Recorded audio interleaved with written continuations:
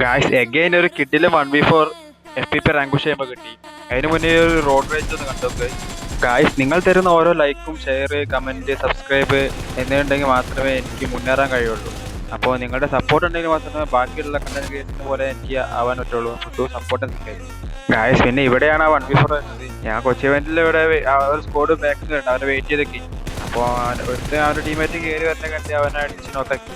അപ്പം തന്നെ അവൻ്റെ ടീമേറ്റ് അവനെ കവർ ചെയ്തിട്ട് എന്നെ 1 HP ആക്കി കിട്ടി.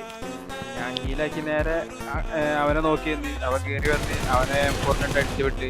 അത് കഴിഞ്ഞ് അവൻ്റെ ടീമേറ്റും അതേപോലെ കയറി വന്നു. പിന്നെ അവൻ്റെ ടീമേറ്റിന് ലാസ്റ്റ് അവൻ്റെ ടീമേറ്റ് നോക്കിനിട്ട് അടിച്ചത്. പക്ഷേ ആ ലാസ്റ്റ് മാൻ അവിടെ കിടക്കുന്നത് ഞാൻ കണ്ടിട്ടില്ലേ. അപ്പോൾ അങ്ങനെ 1v4 അവിടെ കംപ്ലീറ്റ് ചെയ്യും. അത് കഴിഞ്ഞ് ലാസ്റ്റ് ഒരു സോളോയിന് വേണ്ടി ആ ഗെയിം ഫിനിഷ് ആവാൻ.